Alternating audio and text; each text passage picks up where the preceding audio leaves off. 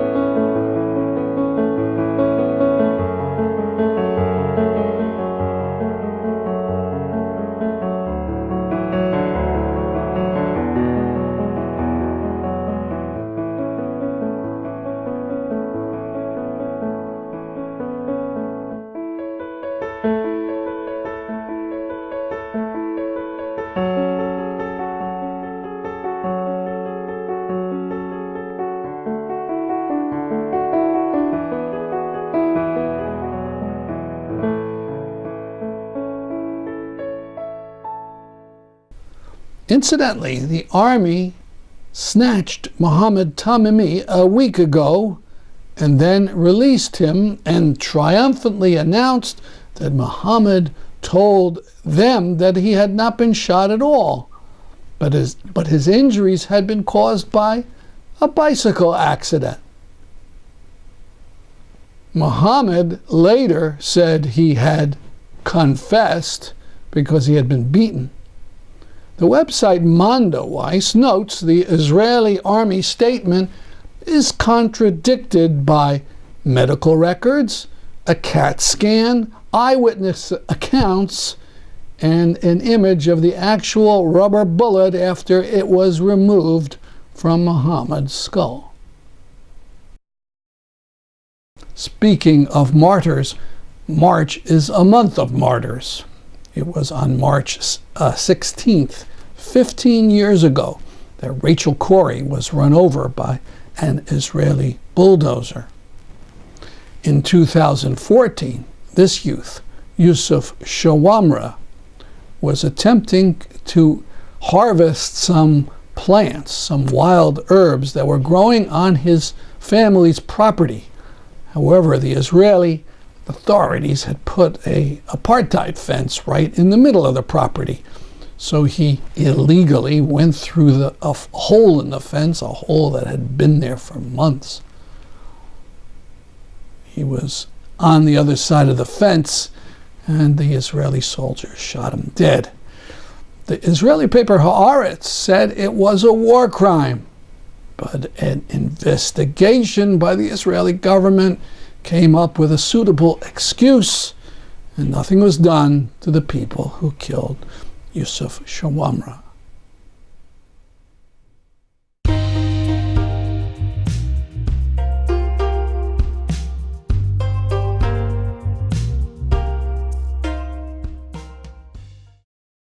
a plea from a child inside of East Ghouta, Syria.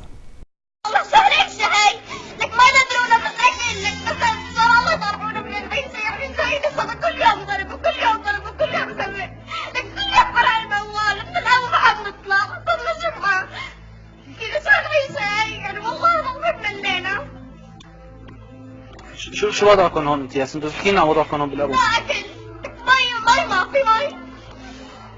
لك كل يوم عملنا هون لك مكسرة هنا على الارض.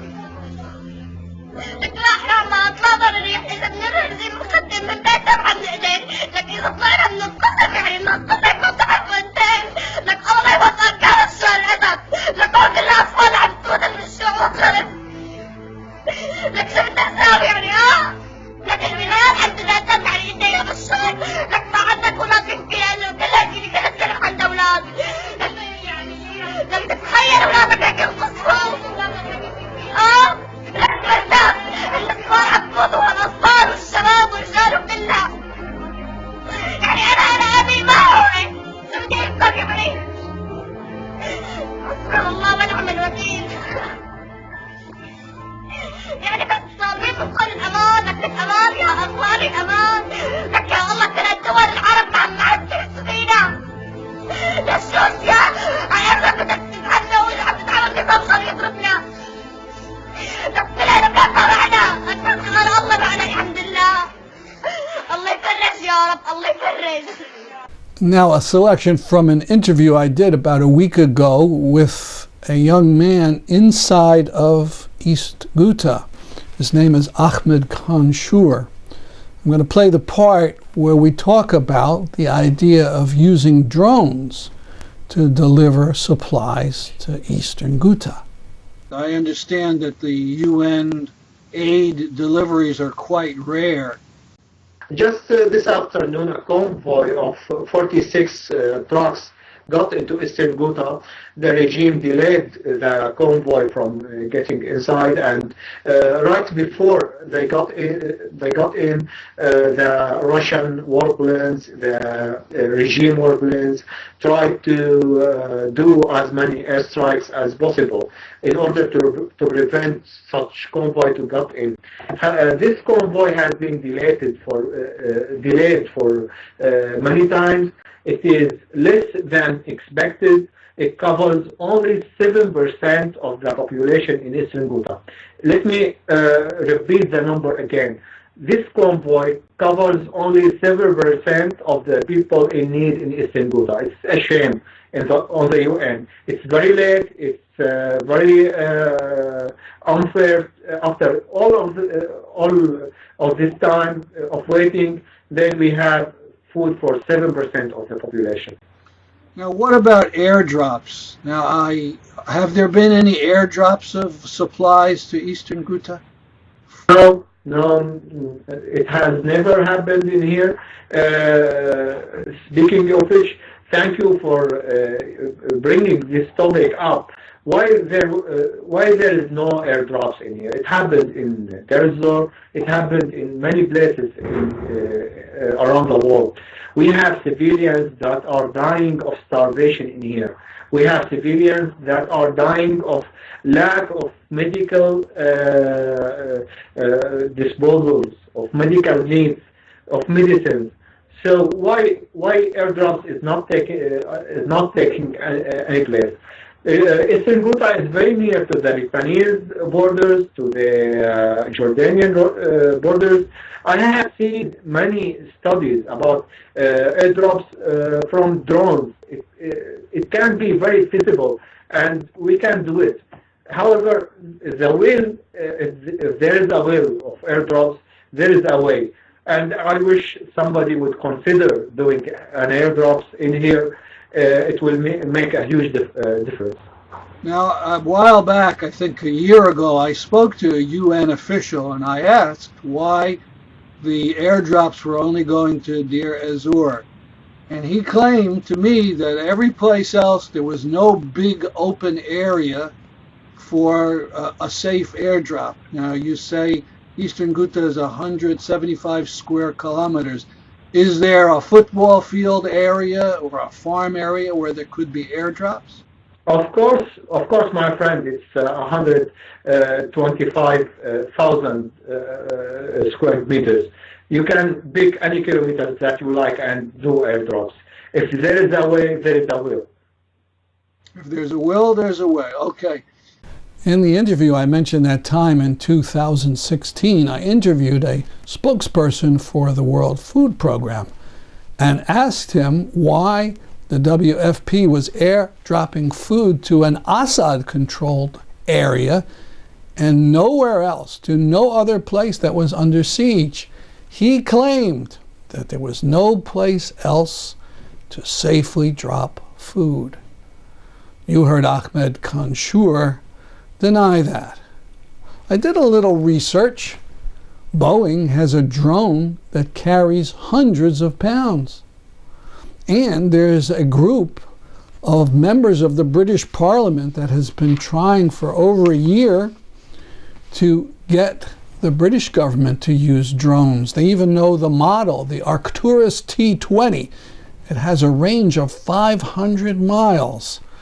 So far, the British government won't do it, and the World Food Program hasn't done it. Here are some emails, addresses of ways to contact the World Food Program. Perhaps you could write to these people and give them a piece of your mind. And please take a look at my full interview with Ahed Tamimi. Just go to our YouTube channel. A second-class citizen.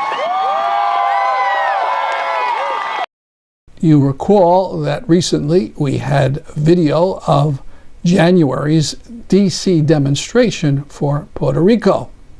Last week there was a rally in Hartford, Connecticut.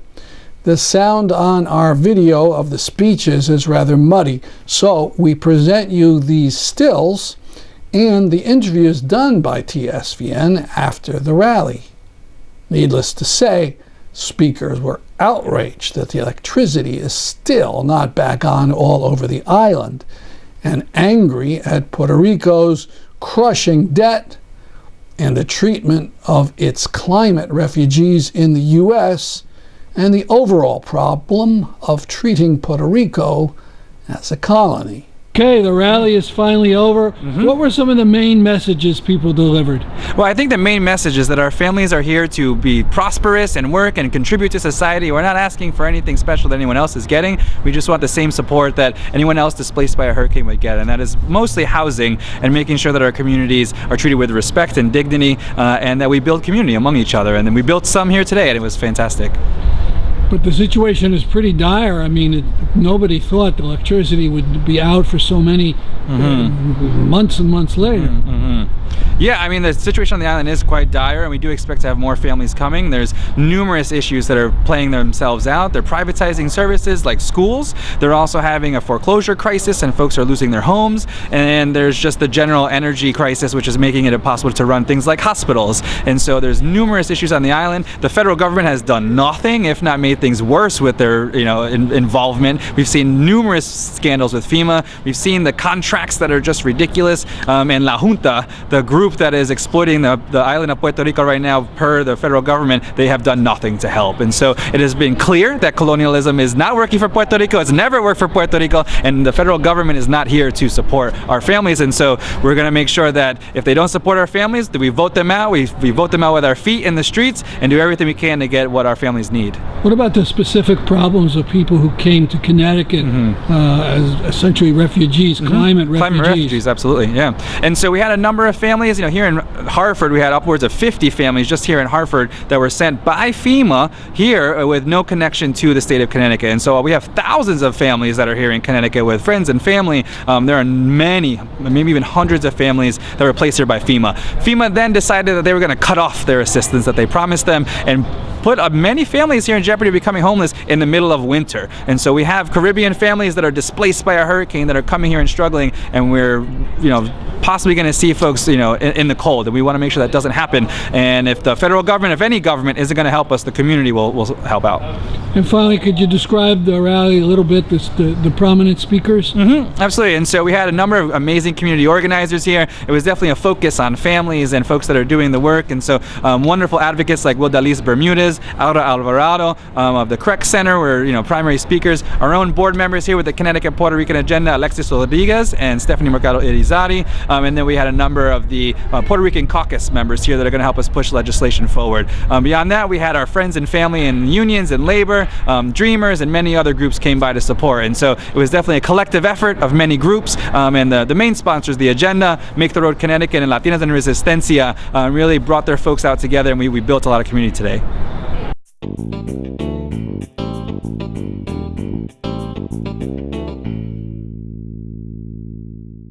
So you talked about divestment, that Yale should divest. Could you elaborate?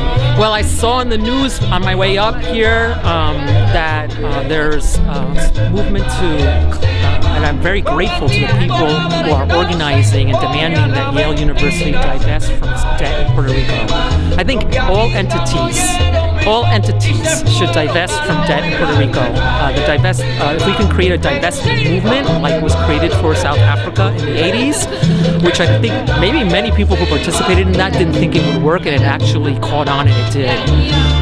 There's so many reasons why the debt in Puerto Rico should be canceled and is immoral. And there's so many reasons why it's a pan movement, a pan Latino movement, a pan human rights movement. And anybody, for example, I'll give an example. Anybody who lives in Illinois, anybody who's a public employee in Illinois, anybody who's going to any public university in Illinois should be really worried about the debt in Illinois, should be worried about the pension system in Illinois. So what is happening in Puerto Rico is like an intensification, I think because of its colonial status, of what is also coming soon to you. I mean, I say you, whoever you are. If you think this can't, sorry if I'm being a little blunt, if you think this can't bite you in the ass, think again. I'm sorry to be so blunt. And you should establish something. What is divestment? Selling the investment in the debt. There are many entities that have purchased debt. Puerto Rico's debt started with municipal bonds, and when they got into trouble because the debt got unmanageably large and the rating agencies degraded their debt. I remember in 2014 when the rating agencies started raising signals that this debt is now becoming riskier. Bloomberg publication published, and as other business press published, to investors, this is too big to fail, suggesting it was a good investment. The vulture hedge funds, many of the vulture hedge funds who bought debt and actually not just then, but kept doing so at pennies on the dollar, also bought debt in Argentina, also owned debt in Greece, and also owned debt in Detroit. There's a few journalistic organizations like the Center for Investigative Journalism in Puerto Rico, which has these stories online in both Spanish and English, has like a chart of all the hedge funds, and then little flags and little charts on all the places where they own debt. I don't know if people remember this, and maybe it's a little far-flung, but when the Pope came to the United States to visit for the first time, and he spoke at the United Nations, and it was probably in the context of Greece, he spoke about the immorality of this debt crisis. This is a new phase of capitalism where the finance sector, and I'm really, read about this, is basically becoming so powerful that it can steal and rob our pensions and our entire public system through privatization. That is what's happening in Puerto Rico. 400,000 people without electricity, and the governor announces that the electric company is going to be privatized. you're not going to get too many people opposing that when they don't even have electric service. So some people might say, well, it was such a bad utility to begin with because of the neglect over time because of the debt. But at the same time, what guarantee do we have that private industry is going to, under the Trump era and under the EPA, under Pruitt, give us renewable energy in a country like Puerto Rico that is literally a natural for being at the vanguard of renewable energy. I lived in California briefly in the late 90s, and I remember the Silicon Valley, the rolling blackouts caused by the Enron Corporation, which purposely and artificially created shortages. We all had to pay triple gas bills for heat. None of us got reimbursed, and then it all went under. That's the energy privatization that I personally have experienced, and so it's not a panacea to me. So by divesting, maybe it'll work, but at least these universities won't be making money off of the misery. Yeah, it's funny. Somebody piped in Hartford should divest too. We've recently heard in the news that Mayor de Blasio of New York City had divested from fossil fuels, the pension system in New York City. I think it's a powerful tool. I think I used the example in my speech that the University of Puerto Rico, which is such an important institution, premier university, 65,000 students, half of them from the public school system in Puerto Rico, is being devastated by budget cuts, by this fiscal control board that has been imposed by the federal government because of the debt. And so I made that example on purpose. If an institution of higher education should recognize how immoral that is and should divest in the debt. If that's the kind of policy of austerity that is being used, basically there's really no chance of renewal in Puerto Rico of its economy or of its hurricane situation with austerity measures being imposed after these devastating hurricanes. What I thought, the person I found that said the most, some of the most important things was the university professor that was from Puerto Rico, and understanding that colonialism has been something that Puerto Rico has suffered for a very long time, from passing down from Spain to the United States, and how that has influenced how the American people view us and how they treat us, especially the Senate. Could you give an example of how people are affected by colonialism? Of course, every time there's a national disaster in Puerto Rico, there was always an opportunity for the U.S. government to neglect it and have many Puerto Ricans flee the land. That's why there is diaspora here. There's more Puerto Ricans in the continent than there are on the island for that exact reason.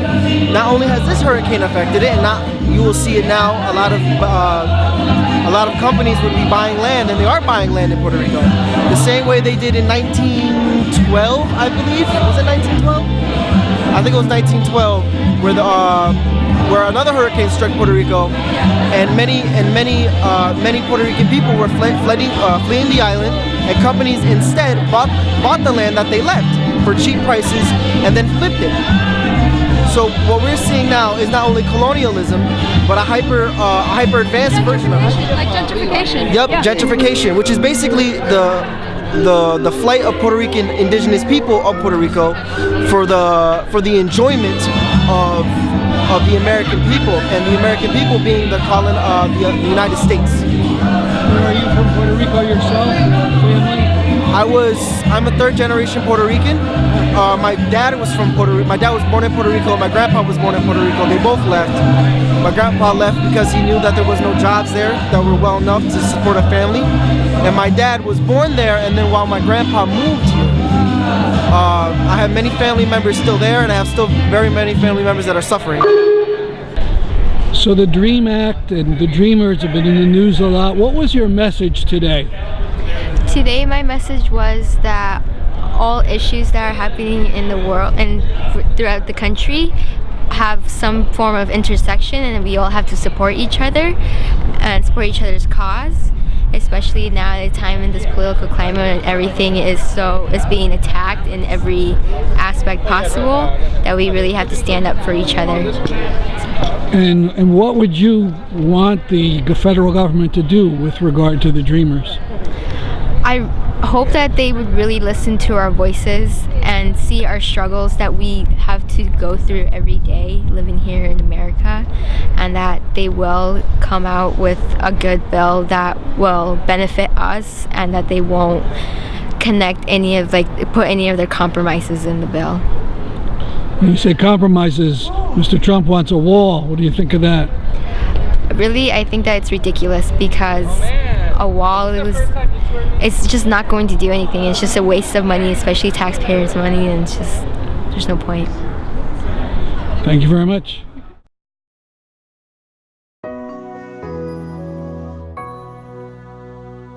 In 1939, the city of Kalamazoo, Michigan, erected a statue in honor of the pioneers. You can see it here. It shows a stylized pioneer with his sword held high over a surrendering Indian. The artist who made it explained at its dedication, quote, "The scheme of the fountain conveys the advance of the pioneers and the generations that follow, showing the movement westward, culminating in the tower symbol of the pioneer, while the Indian is shown in a posture of noble resistance, yet being absorbed as the white man advances. The Indian is absorbed and becomes a footnote of the white man's heritage."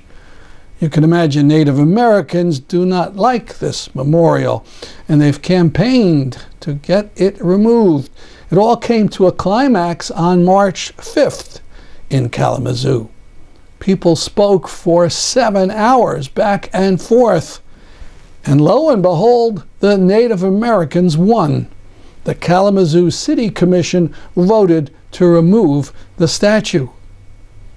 In a similar action, authorities in San Francisco this week decided to remove a 120-year-old statue. It depicts an American Indian on the ground, cowering before a mission priest and a cowboy who tower above him. Interest in removing the statue was reawakened after the white supremacist murder in Charlottesville. That's our program for today. See you next week at this time. I'm Stanley Heller for The Struggle.